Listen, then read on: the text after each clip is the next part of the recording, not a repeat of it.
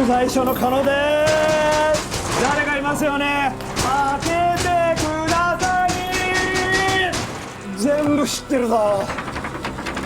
あんたら人間を食ってる。そうだろ。あんたら人間を食ってる。食ってる。食ってる。食ってる。食ってるぞ。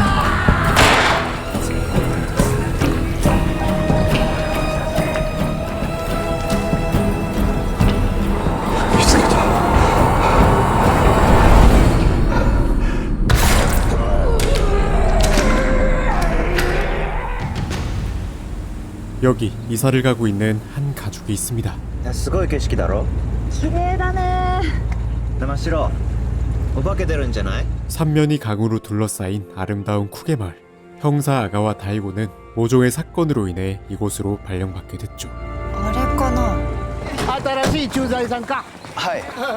今日から赴任してきた諸部警察署の阿川大吾です。ふつつか者ですが精一杯務めさせていただきます。 실어증에 걸린 딸 마시로가 쾌유하길 빌며 새로운 시작을 응원합니다. 그날 밤 はい。 짐을 정리하던 유키가 카노의 물건을 발견하게 됐는데 加野さんだっけ。パチンコで借金作って辞職願い出したんだって。パチンコにはまりそうな人には見えないけどね。娘さん結構可愛いね。どういう意味。 하지만 크게 관심 없는 아가와였죠. こういう家族写真撮ろうぜ。やめても。 이때까지만 해도 이상한 점을 전혀 느끼지 못했습니다. 마을 사람들은 아가와를 반겼고 그 흔한 텃세조차 부리지 않았으니까요. これな、嫁さんに持って帰りね。わらわら。 쿠게 마을의 공장도 둘러보고 점차 긴장을 풀어가던 그때 新しい駐在官。今日から赴任してきた阿川そがなもんええ。うちの山で死体が見つかった。死体？ 고토 케이스케. 그는 마을의 실세인 고토 가문의 차기 당주입니다. 今度の駐在は若えの。大丈夫かいな。後藤家の当主でわしと弟の陽介のばあちゃんじゃ。熊？熊が出るのはこの村じゃ珍しいことじゃねえんじゃ。 시체를 바라보는 아가와. 그런데 これ熊野じゃねえよな。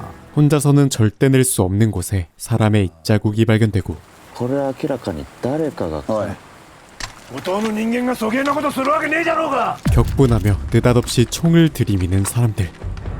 わしがバカにされた感じたらあんたにその気がのうても頭ぶち抜いちゃう。 하지만 이런 상황에서도 눈빛 하나 변하지 않는 아가와였죠. そげえな顔するな駐在。 외부인을 경계하는 듯한 고토 가문. 심지어 그날 저녁 바퀴에 못이 박혀 있는 것을 발견하는데 뭔가 이상함을 느낍니다.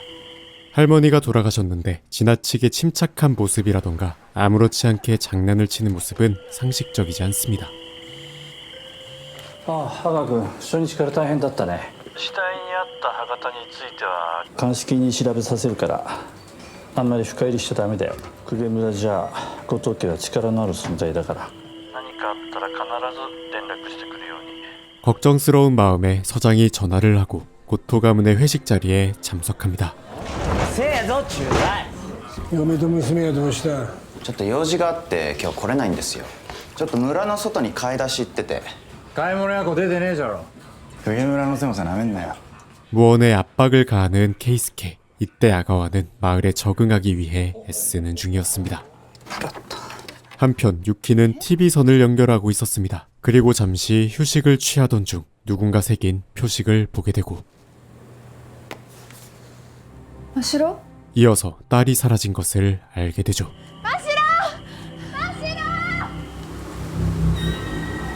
고양이를 쫓아갔던 마시로. 그때 누군가 아이를 쳐다봅니다.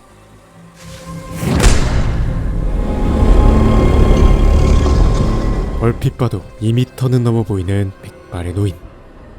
마시로가 간식을 건네자 입에서 무언가를 끄집어냅니다. 잠시 후 유키가 아이를 찾아냈을 땐 이미 노인은 사라진 뒤였죠. あんたおもろいよ。安心した。ところでなんでこの村に来た？なんか問題でも起こしたんか？ 아가와 다이고 그는 폭력 경찰입니다. 범죄자를 끔찍히 싫어하며 특히 아이와 관련된 범죄에는 눈이 돌아갈 정도로 거침이 없었죠. やめえや兄ちゃん駐在さんはこの村に来てくれた 집으로 돌아온 뒤 아내에게 칭얼거리는 아가와 真城がまた大変だったの 딸이 사라졌었다는 말을 듣더니 표정이 상기됩니다. 네, 마시로가 실어증에 걸린 이후에 일정 부분 자신의 책임이 있었습니다.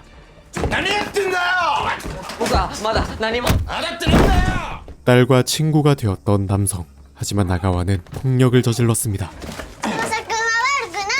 このクズが今まで何やってきたかこいつはな知っててここに来たのか 그렇게 일은 걷잡을 수 없이 커져버렸고 결국 방아쇠를 당기고 말았죠. ごめん起こしちゃったな 마시로가 무언가를 건넵니다. 그런데 パインかなこれどこで拾った 그는 전혀 동요하지 않았습니다. 오히려 내면에 잠재되어 있던 수사 본능이 깨어나는 순간이었죠. 그리고 다음날 곰을 잡기 위해 모인 사람들. 話長えよいつも 케이스케를 필두로 산을 올라가는데 아가와는 뒤떨어지고 말았고 그의 동생인 요스케와 함께 동행하게 됩니다. 危ねえなお前無駄に発砲したら報告して免許取り消すぞ 그때 곰이 달려오기 시작합니다.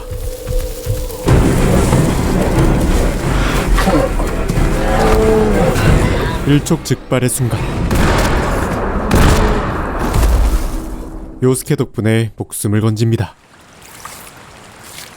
그를 경계하는 듯 하면서도 도리는 다하는 가문 사람들. 確認したな。 생식을 하는 모습이 낯설기는 했지만 풍습이 남아있는 시골 마을도 있으니 그런가 보다 했죠. 食わんとか言わねえよな。こいつを食うことでばあちゃんは血と肉になってわしらの中で生き続ける。早く食え。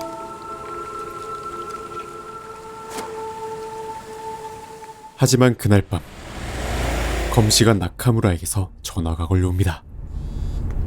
今朝届けていただいた例の指なんですが後藤銀さんのものとして調べてみたんですが別の誰かの指です 바로 손가락이 제3자의 것이라는 사실. 特定しましたらまた連絡いたしますので 그동안의 의심들이 확신으로 바뀌는 순간이었습니다. 이 마을 사람들 뭔가 숨기고 있습니다.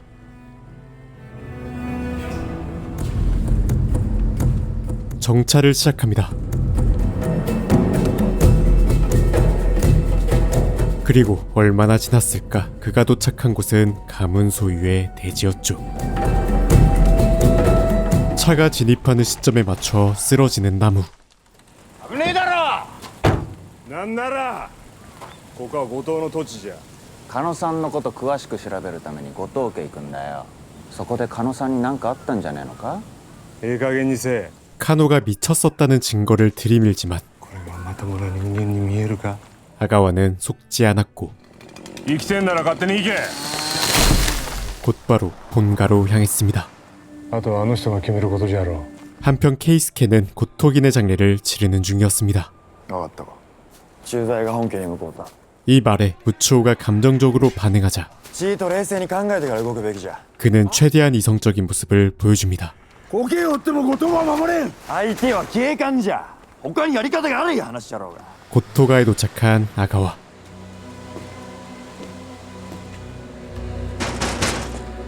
誰かいらっしゃいませんか聞こえてます聞こえてんだろ 그때 무츠오가 총을 들고 나타났고 同じ言葉散々聞かされて 당장 나가지 않으면 죽인다고 협박합니다.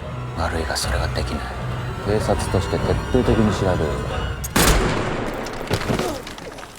ダメだてめえマジで撃ちやがったなお前ら狩野さんの居場所知ってんだろ撃てよ 과거를 안다며 그를 협박하는 무츠오. 言ってやろうかここで 결국 내면에 잠재되어 있던 폭력성이 드러나고 맙니다.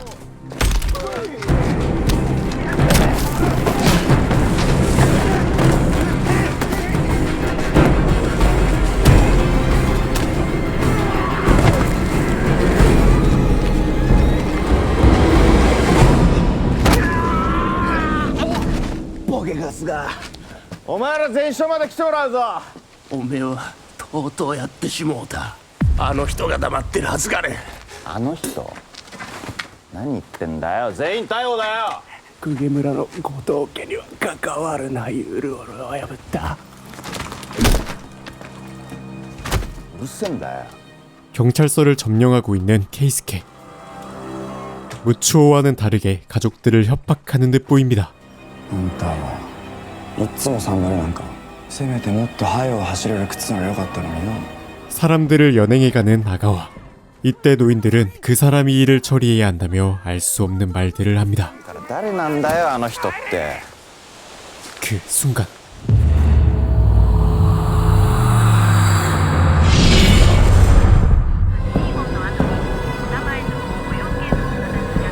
나中村です。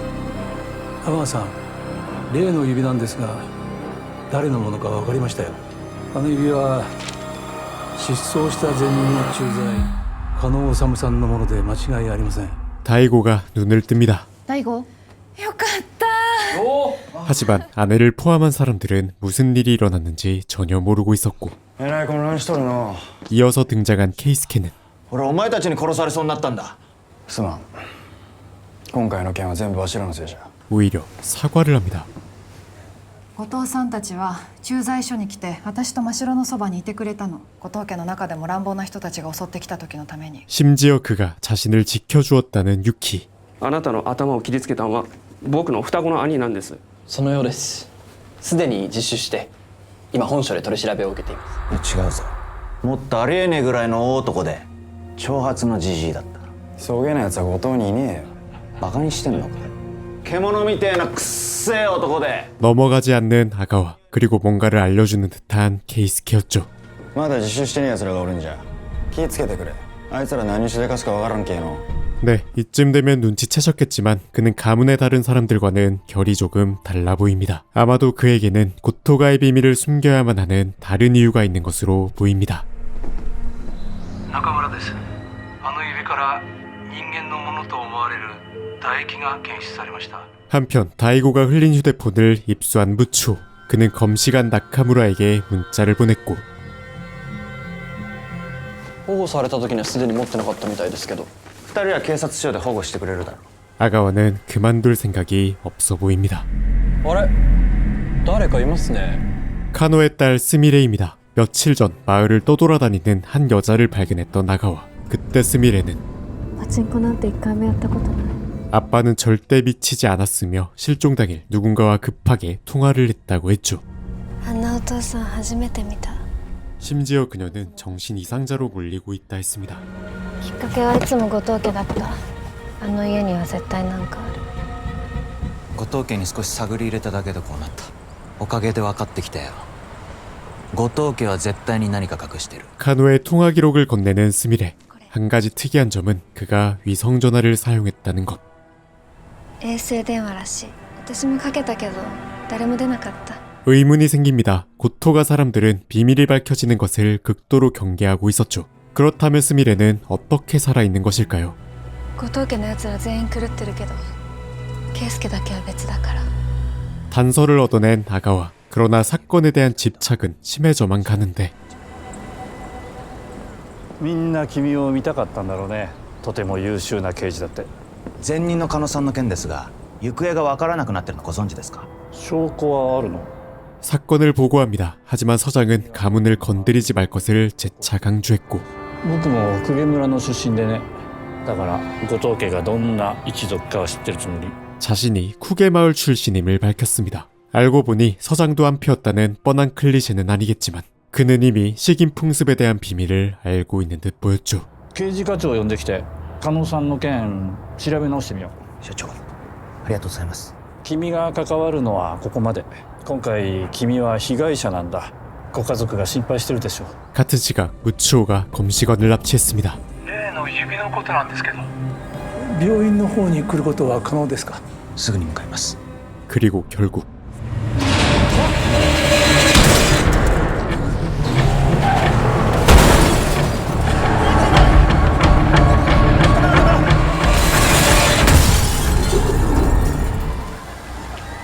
우려했던 일이 일어나고 말았습니다. 사고를 친 무추. 応援呼べ。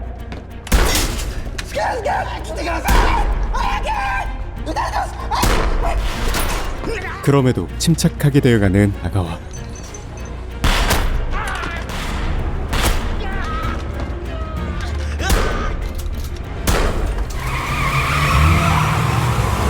그렇게 감히 공권력에 도전한 무추오를 제압합니다.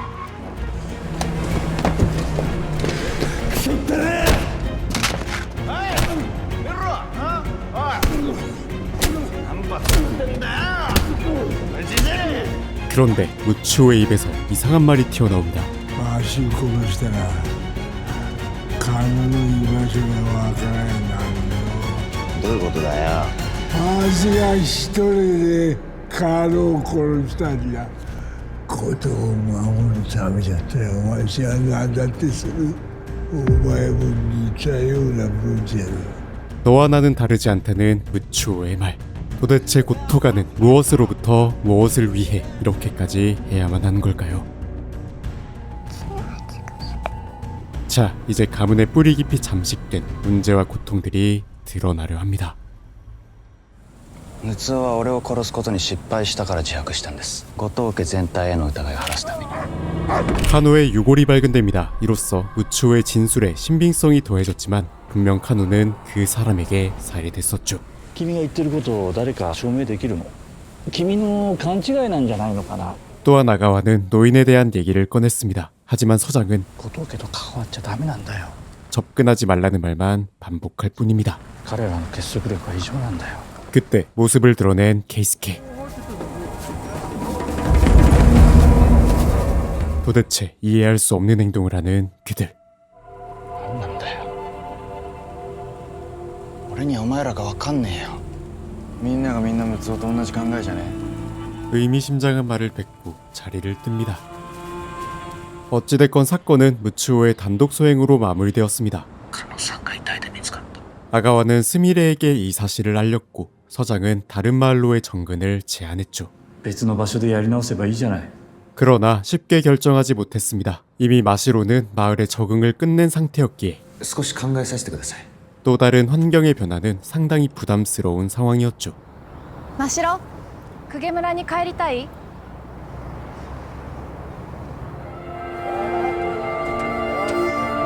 그렇게 부모의 마음으로 마을에 돌아온 가족.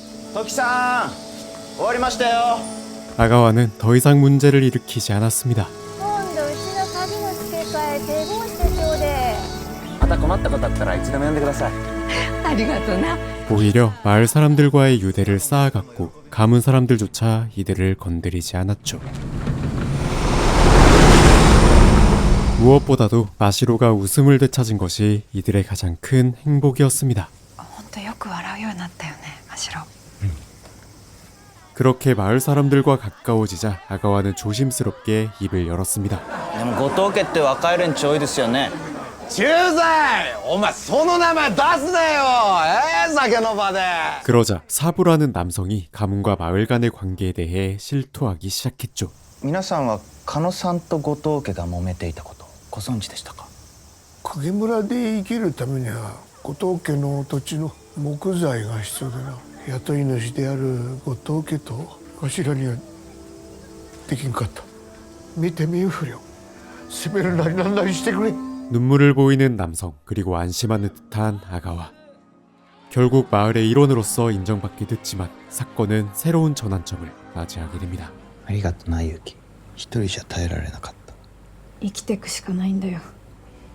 3人でならきっとうまくいく。 서로의 결속력을 확인하며 사랑을 나누던 부부를 고토가의 사람이 훔쳐보고 있었고 이때 누군가 낙서를 한 것을 발견하게 된 것이죠. なんじゃこら。村の中にこげなことしよるやつがおるじゃ言うて。 공장으로 달려간 아가와. 그런데 アホが自慢げに話しやがっての。今回はこれでお目に見てやってくれ。 이미 충분히 벌을 준 듯 보였습니다. あの落書きもお前だよな。何の話なの。 또한 이들은 낙서에 대해 전혀 알지 못했죠. 何でもわしらのせいか。狩野と一緒じゃねえか、因縁つけてきて。駐在お前ちょっとあいつらを信じすぎじゃねえか。もういらしとったんですな。すぐ殺しますから。あんまり信用せん方がいいんじゃねえか。 거짓말 같지가 않습니다. 현재 아가와는 더 이상 문제를 일으키지 않고 있죠. 그렇다면 케이스케이 입장에서도 마찬가지일 겁니다. 아무래도 마을 사람들이 수상합니다. 하지만 자칫 잘못하면 가족들이 위험할 수 있습니다. 조용히 때를 기다려야 하죠. 何があってもわしらが守っちゃる。心配すんな。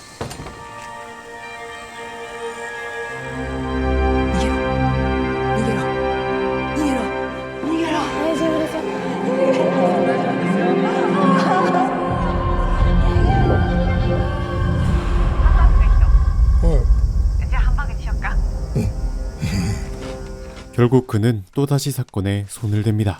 衛星電話らしい。私もかけたけど誰も出なかった。 그런데 한 가지 이상한 점을 발견하게 됩니다. 살해 직전 카노는 누군가와 통화를 했었다고 했죠.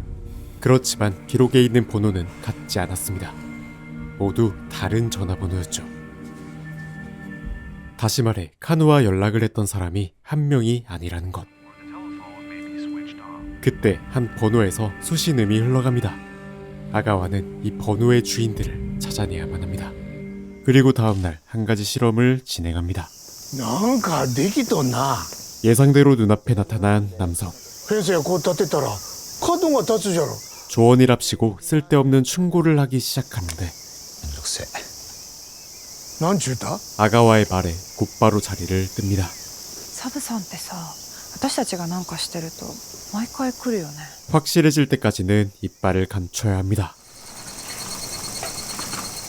喧嘩はいけんよ。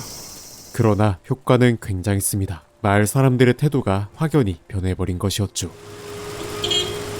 駐在さん。はい。サブさんがアドバイスしとったら掴みかかって言ったんでしょ。掴みかかってないし、じじいとも言ってないですよ。サブさん大げさじゃからな。でもめんどくせえとは言うたんじゃろ。たった一言で村の人間から見放されることもあると思うで。 상당히 노골적입니다. 의도를 굳이 숨기지 않는 마을 사람들. どうした？サブさんとこ謝りに行くんだよ。マジ説教ばっか。少し出ただけで何人に言われたか。夫婦喧嘩はいかんぞ、駐在。あんたいつもタイミングよく出てきますね。ずっと俺らのこと見張ってるんですか？今言うべき言葉はそれでええんか？ちょっと固まってしまって許してください。 참아야 합니다. 이들에게서 무언가 얻어낼 수도 있으니까요. 分かってくれりゃいいんじゃ。明日から奉納祭の準備が始まるんで3人で参加してくれんかな。釘村の人間がずーっと大切にしてきた祭りでの人の形をした人形を燃やすクライマックス。 그렇게 사과를 한 이후로 사람들의 태도는 돌아왔습니다. サブさんに謝ったそうじゃのう。心がけじゃ。ありがとうございます。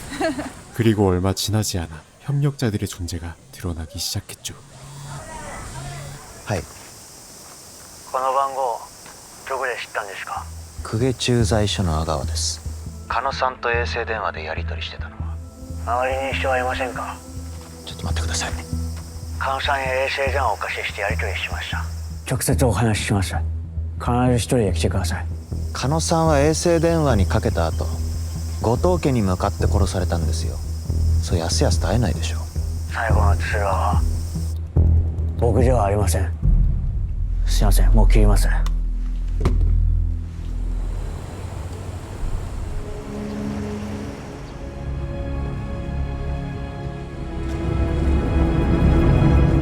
こを左に曲がってください。突き当たりを右に曲がってそのまま進んでください。 그 순간 한 남성이 등장합니다. 続きを話しましょうか。阿川さん。なんだよこれ。いざという時逃げるためでしょ。何者だよ。あんた。僕は公家村にとって存在してはいけない人間でしょ。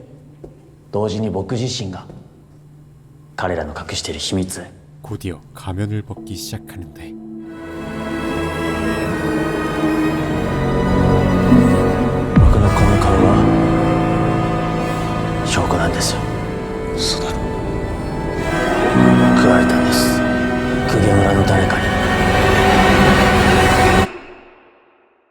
이 남자의 정체는 생존자였습니다. 気がついた時僕は母の腕の中にいました。 그는 18년 전 마을을 탈출했었는데 기억나는 것은 이상한 노랫소리와 자신이 얼굴을 먹히던 순간뿐이라고 했죠. 母は一切過去について語ろうとせず 그런데 더 이상한 것은 僕は自分に戸籍がないことを知りました。 이 남자에게 호적이 없다는 사실이었습니다. わざと戸籍のない人間を作るのではないでしょうか。食うためだって言いたいのかよ。 얼굴을 먹혀야 했던 이유를 알고 싶었다는 남성. だからカノさんに近づいた。 덤덤한 표정으로 얘기하지만 그의 내면은 복수심으로 가득 차 보였습니다. おい待てよ、なんで今現れた。俺にどうしろってんだよ。もうすぐ祭りですね。僕のような犠牲者が出るかもしれません。 이로써 아가와는 고토가와 마을 사람들의 관계가 단순하지 않다는 사실을 확신하게 됩니다. 한편 복납제를 준비 중인 마을 사람들. 그리고 또다시 시작되는 의심. どこ行っとったんなら。ただ作業してただけですよ。昨日誰かと電話しとらんかったか。おお、わしら人間相手か。 그런데 그때 やめましょうや、そういうあんまり人のことを詮索するんはようねえですよ。 카미야마가 등장합니다. 그는 할아버지의 뒤를 이어 신관을 맡게 된 젊은 남성이었는데 話があります。後でええですか。 아가와를 은밀히 불러냅니다. あなた方家族はこの村を去った方がええ。このままじゃあなたもカノさんの二の舞になりますよ。 마을을 떠나라는 남성. 하지만 그는 수사에 재미를 붙인 듯 보였고 娘もようやく笑えるようになったし。そうですか。 그런 아가와에게 단서를 하나씩 던지기 시작합니다. かつては人間を奉納していた祭りです。慢性的に飢餓に悩まされておりました。だから神に捧げるという名目で口減らしのために子供を殺しとったんです。殺すだけですか。それはどういう意味ですか。食べていたとでも言いたいんですか。 네, 그는 협력자입니다. 마을의 문제에 대해 정확히 직시하고 있었으며 마치 때를 기다리고 있는 듯 조심스럽게 접근하고 있었죠. 何かあれば相談事は僕が聞きますよ。ありがとうございます。 아가와 또한 그의 말뜻을 충분히 납득합니다. ちょっと何やってんの。絶対あるんだよ。盗聴器だよ。大悟やめてよ。舐めやがってクソ。ちょっと聞いてんの。 그날 밤 생존자로부터 좌표를 받게 된 아가와. 그리고 한 호텔에서 또 다른 남성을 마주하게 되죠. 우타다と申します。どうぞ。 우타다, 그는 오컬트 사이트를 운영하고 있는 기자였습니다. 彼から連絡が来ました。あなたは信用できると。 우연히 생존자가 쓴 폭로글을 보게 되어 인연이 닿았다고 했고 彼を通してカノさんとも知り合いました。 이를 계기로 카노와도 연락하게 되었다고 했죠. 私とカノさんは村で食人が行われている証拠を探していました。顔を食われた男が言っていたでしょう。戸籍もなく食われるためだけに生まれた子供がいるんだと。食われる子供が公家村のどこかにいる。かわいいな、ましろちゃん。平均1年に1件は必ず死産がありました。異常だとは思いませんか？ 네, 그들은 아이를 먹고 있었습니다. 그렇다면 아이를 출산하는 여자들도 있겠죠. 私ついごめんなさい。すいません。ごめんなさい。ごめんなさい。娘がすまんねいえ。勘弁してやってくれや。この子子供を死産したんだわ。違う。生きとる。あの子は生きとる。この子息がね。死んだことにされて子供たちが今も食われるために生きていると。 이때 유키는 폭행의 흔적 또한 발견할 수 있었습니다. だとしたらどうやって死産を偽装できたんでしょうか。それは分かりません。 우타다가 알아낸 것은 여기까지라고 했습니다. 동시에 카노와의 연락도 끊어졌었다고 했죠. ということは最後カノさんにかかってきた電話はあなたでもないわけだ。もしかすると彼は真相を追い続けて、そしてついに子供たちを見つけ出したんじゃないでしょうか。だから殺された。ええ、村人の中に内通者がいたとも考えられます。自分の赤ちゃんを後藤議員に連れてかれた。すごく辛そうだった。 카나코를 찾아갑니다. 駐在所の阿川です。あなたには娘さんへの暴行の疑いが出ています。 그러나 문을 열어줄 리가 없었고 결국 유키를 통해 말을 전하게 됩니다. ユキちょっとお願いがあるんだけど。後藤銀さんに子供取られたって話、うちの旦那が詳しいこと知りたがっててさ。その話はもうするな言うて言われたから。すごい頼りになったんだよね。だからきっと。ごめん、行くね。 그 시각 아가와 또한 신관을 찾아갔는데 똑같은 말만 되풀이하는 카미야마. その伝統が変わらず続いております。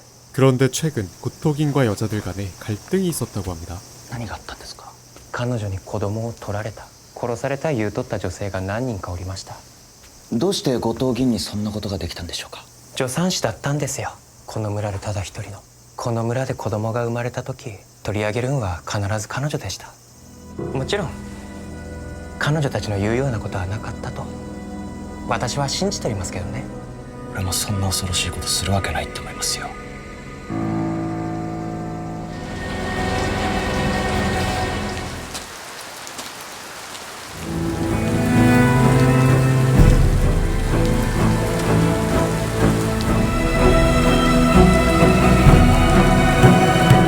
놀랍게도 카나코의 말은 사실이었습니다. 아니, 모든 정황으로 미루어 볼 때 거짓이라 보기도 힘든 수준이었죠.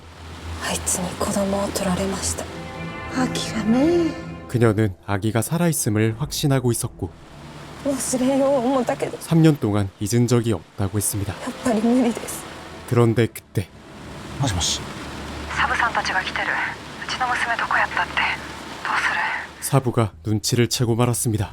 来たね。 그리고 아가와는 때가 되었음을 알게 되었죠. わしの目盗んで。ちょっとじいさん。大丈夫。態度悪いべ駐在。話せよ。あ？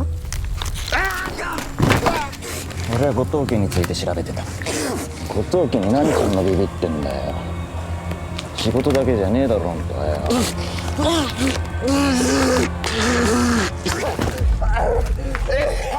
おめえのこと安見積もりすぎとった。 그는 본격적으로 적대감을 드러냈습니다. 그리고 유키는 남편이 어딘가 이상함을 눈치채게 되죠.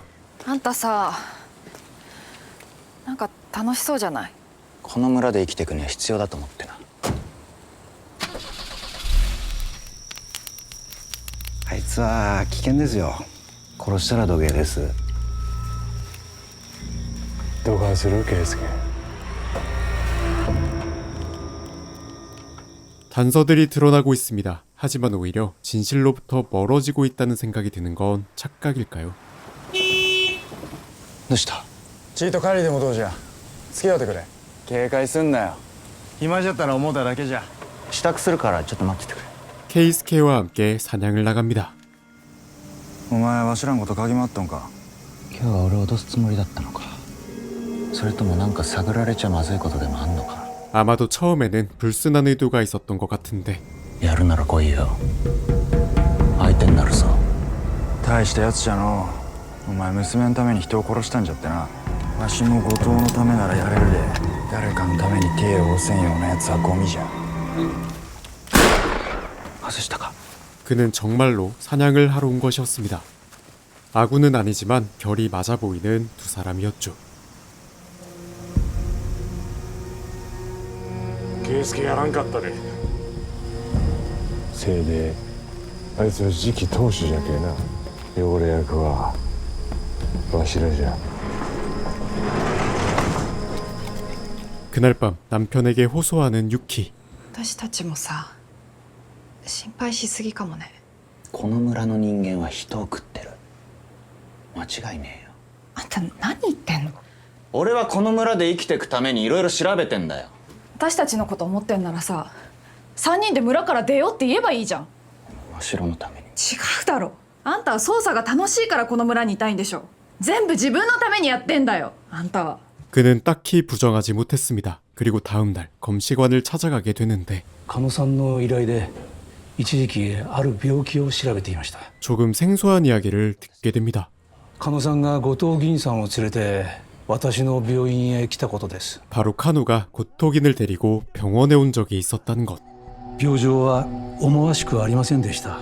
すでに自力での歩行が困難で不気味なほど笑っていました。彼女の症状がある病気と酷似していることが分かりました。クール病です。パプアニューギニアのフォレ族の間で流行した風土病です。死体を食すことで死者を弔う特殊な文化が原因でした。加納さんが村人たちと揉め出したのは後藤銀さんを病院へ連れてきたことが発端です。 잠깐, 고토기는 당주였습니다. 그런데 어떻게 가문 사람이 아닌 카노가 긴을 병원에 데려올 수 있었던 걸까요? この病気について知られたくなかったと。 이어서 검시관은 전에도 같은 병을 가진 환자가 있었다고 했습니다. 6歳の男の子です。子供？戸籍がありませんでした。生きてたら今何歳ぐらいですか？今ならもう75過ぎですか。あいつだ。今生きている可能性はありませんよ。狂い病がもしクール病とは違った形で進化していたとしたら。 자, 엄청난 단서가 나왔습니다. 고토긴과 노인이 같은 병에 걸렸고 가문과 마을 사람들은 이 병에 대해 숨기고 있다고 했죠. 심지어 긴을 병원에 데려온 것은 간호였습니다. 네, 이 모든 것들이 가리키는 건 바로 살인사건입니다.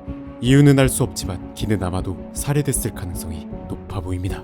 私たちはこの人形を公家と呼んどります。人間を生贄として奉納しとりましたんで、その風習が形を変えて残っとるんです。この村で生きる者は皆過去から受け継がれた伝統と血脈で生きとります。私は時々考えてしまうんです。それは呪いと同じだなと。 젊은 사람들이 없는 마을, 그리고 아이를 빼앗긴 여자들, 그 아이를 잡아먹는 사람들. 그게村のどこかにいる.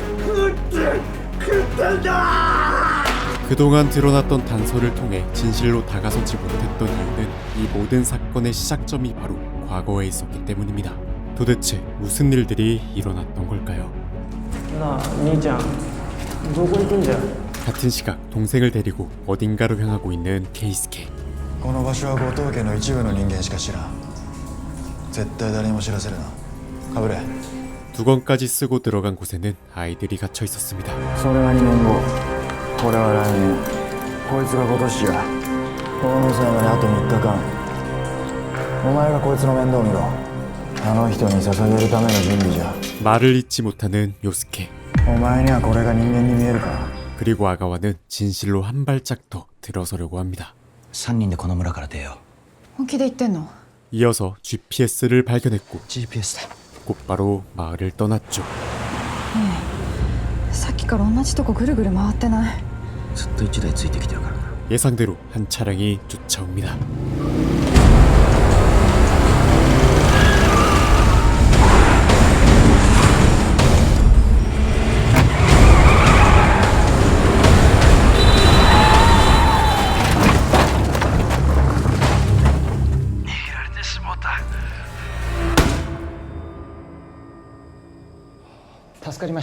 山伏さん。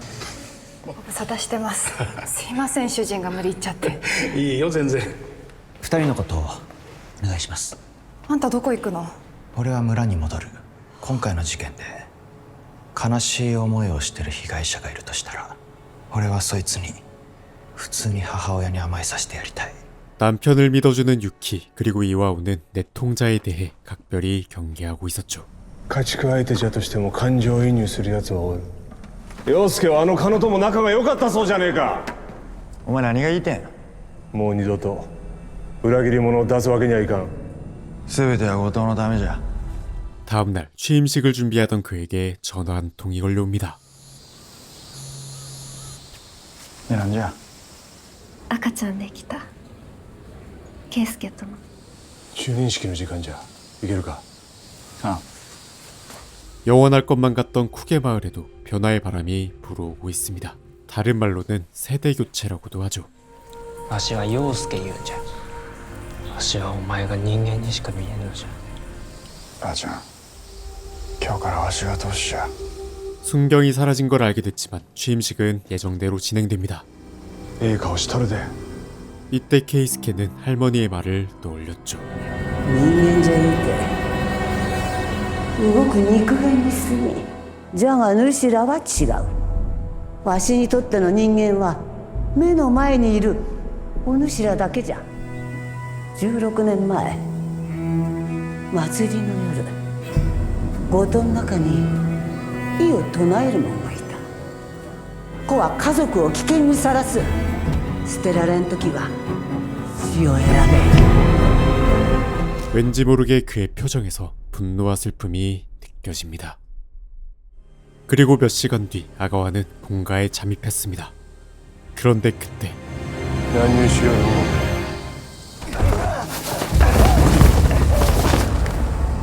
이와오에게 뒤를 밟힌 것이었죠. なんかできる思うたか。一般の電話があった。祭りの最中に子供が殺されるって密告だ。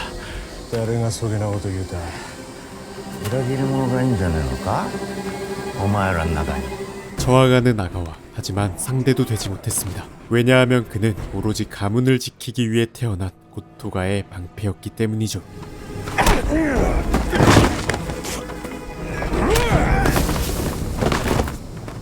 誰からじゃ。誰からの密告じゃ。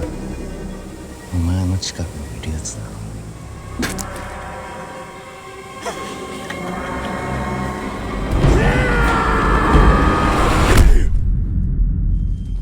아가와가 정신을 잃었습니다. 그리고 잠시 뒤 깨어났을 때 가문 사람들이 그를 보위하고 있었죠. 何を企んどる。言うてみ。公家村では死産が多すぎるのは当然知ってるだろう。その助産師は全て後藤議員。まだ生きてんだろ。村のどっかで子供たちは。 그는 고토가를 도발하며 全てを後藤議員のせいにするってのはどうだ。 탈출의 기회를 엿보고 있었습니다. お前たちのやってることは近いうち必ずバレるぞ。俺は子供を救えればそれでいい。この件から一切手を引く。それなら今すぐ決着つけるよ。圭介、こいつらが俺のことを殺したら今度こそ本格的に捜査が始まるぞ。 쉽게 결정하지 못하는 케이스케. 그 순간 누군가 문을 두드립니다. わしじゃ、清じゃ。 이어서 모습을 드러낸 사람은 바로 서장이었죠. どうしてここに。君が後藤の土地に入ってきて困ってると村長から相談になってね。その人を話しなさい。阿川。 도대체 이게 다 어떻게 된 일인 걸까요? おい、どういうことなら。駐在殺したらどうなる意もわからんのか。祭りの前に揉め事は避けろ。冷静になれ。それがここでの最後の道じゃ。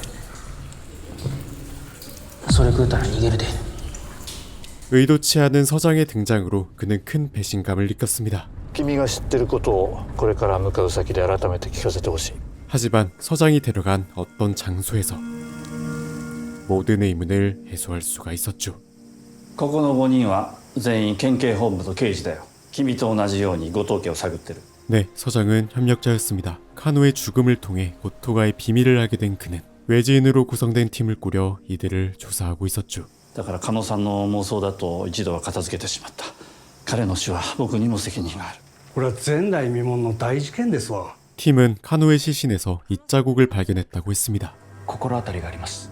後藤家が隠そうとしている事実があるんです。 이때 아가와는 노인에 대한 얘기를 꺼내는데 現存する当主直系の血筋に該当する人物はいませんね。 가게도에는 그런 사람은 없었고 今の公家村村長後藤清は婿養子。当主になれないのはそれが理由だ。 오히려 한 여자의 존재를 발견하게 됩니다. 後藤議員には娘がいるということですか。だったらその女性が当主になるはずですよね。彼女は18年前に失踪していますね。 맞습니다. 생존자를 탈출시켰다던 여자. 그녀는 고토가의 차기 당주였었죠. なんじゃそりゃ。顔食われた男？はい。祭りの日に子供が殺されてる。その子供が監禁されてる場所を今俺の協力者が探してくれてます。協力者？ほら、何しよんならおめじゃろう。駐在に密告したんは裏切り者はおめえかと聞いとる。俺が後藤家に見つかった時のことを想定して協力をお願いしていました。後藤巌に後藤家の誰かを疑うように誘導しました。 아가와의 큰 그림이 빛을 발합니다. 그는 무작정 침투한 것도 계획이 없었던 것도 아니었죠. 疑念を持った後藤巌が向かう場所はどこか。つまり子供たちが監禁されてる場所です。 우타다였습니다. 때로는 경찰도 하지 못한 일을 한 개인이 해내기도 하죠. かけてよかった。なんとか生き延びましたよ、阿川さん。本当俺の使用もありません。記事のためです。それだけじゃ命はかけられなかったでしょうね。子供を助けたかっただけかもしれません。 위치도 알아냈겠다. 서장은 축제날을 기점으로 구출 계획을 세웠습니다. 더불어 이들은 엽총을 갖고 있으니 경시청 기동대를 출동시키기로 했죠. 그러기 위해선 증거가 필요합니다. 証拠さえありゃ嫉妬要請受けてくれるそうじゃ。 생존자의 도움이 절실한 순간입니다. 状況が変わった。県警本部が動き出したんだ。もうあんたが隠れる必要はない。安全は保証できますか？来てくれればシットの出動も要請できる。あんたにかかってるんだ。 이어서 어머니의 정체를 알고 있었냐는 아가와. 그러자 쿄스케는 엄마가 살아있다고 하며 자신을 인간으로 봐준 유일한 사람이라고 했습니다. 他の誰よりも僕にとって母は一番大切な人なんです。 때문에 어머니의 의사가 가장 중요하다고도 했죠. 任してくれ。嫉妬の出動はおそらくそいつにかかっとる。ダメじゃったら最悪作戦自体の中止も考えにゃいけんようになるぞ。母さんは本当の息子じゃない僕を大人になるまでずっと僕を育ててくれた。話があるんだ、後藤愛さん。 한편 당주가 된 케이스케는 표정이 좋지 않았습니다. おめえにガキができたらそいつが後継いで。 임신 사실도 당주의 자리도 내키지 않았기 때문인데 陽介もあの女の息子じゃしの。 무엇보다 그를 슬프게 하는 건 바로 가족의 과거였죠. 네, 케이스케는 고토아이의 아들이었습니다. 하지만 그녀는 勝手なことしないでよ。 자신을 드러내는 것을 극도로 두려워하고 있었고 あなたは何も分かってない。そんな人間じゃないの。 곧이어 쿄스케는 이유를 알게 되죠. かばってるの本当の息子たちを。その逆よ。かばわれてるのは私。この瞬間でさえもずっとね。 18년 전 두 아들을 키우고 있었던 고토아이. もうすぐ祭りじゃ。 하지만キ는 아이들을 빼앗아갔습니다. 圭介と陽介に関わるのはやめ。急に言われましても。あとはわしが面倒見る。あの子らもその方がええよ。 바로 당주로 키우기 위해서였죠. 私は他に生き方を知りません。死ぬる前。 이때 케이스케는 엄마를 불쌍하게 생각했는데 おかえり。無理に笑うんじゃねえ。かわいそうな人。あんたに何が分かるの。あんたに。 아마도 출생의 비밀을 알고 있었기 때문일 겁니다. 初めて母ちゃんと喋った気するわ。 결국 그녀는 이 정신 나간 짓들을 멈추기 위해 가문에 반기를 들었습니다. 거구의 노인이 쿄스케의 얼굴을 물어뜯던 순간 불을 붙이고 달아났던 것이죠. 하지만 얼마 안 가 포위되고 말았습니다. 覚悟あってのことなんじゃろな。もちろんです。好きにしてください。 직접 총을 겨누는 고토긴. あなたもきっとかわいそうな人じゃったんでしょうね。 그리고 긴이 멈칫한 순간 엄마를 구해준 것은 待てよばあちゃん。このまま逃がしてやってくれ。母ちゃん殺すんなら 바로 케이스케였습니다. わしも死ぬぞ。母ちゃんが村の秘密を守らんとわしは死ぬ。ばあちゃんが母ちゃん逃がさん場合もわしは死ぬ。それだけじゃ。 그래서 케이스케는 이 악습을 멈출 수 없었던 것입니다. わしら二人で祭りを終わらせんか。子供らを解放できる思うんじゃ。この話は聞かんかったことにしといてやる。待てよ圭介。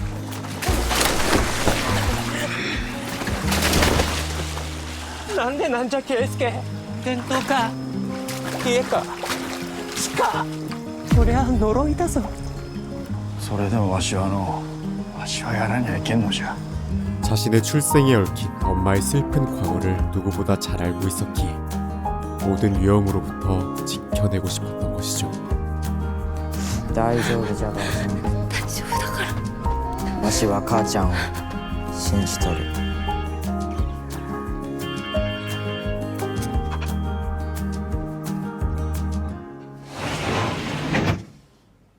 그렇게 마지막 희망은 사라졌고 팀은 좌절감에 빠졌습니다.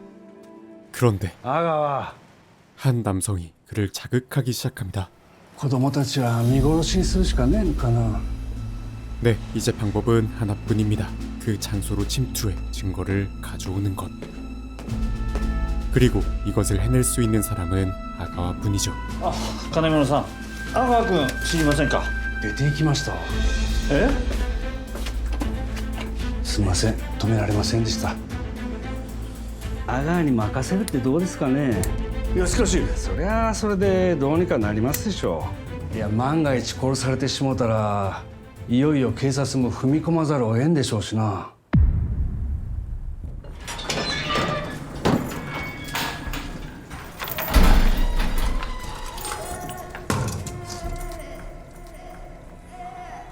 때려.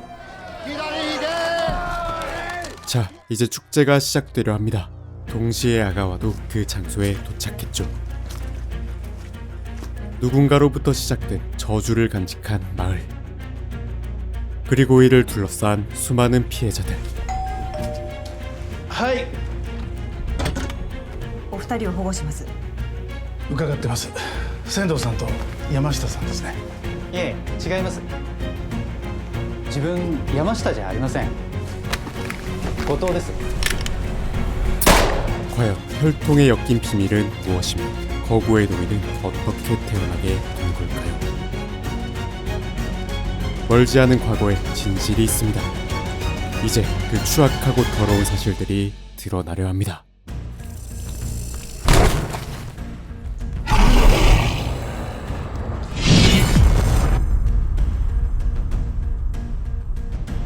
좋아요만 눌러주세요. 영상 제작에 큰 도움이 됩니다. 감사합니다. 영화복가였습니다.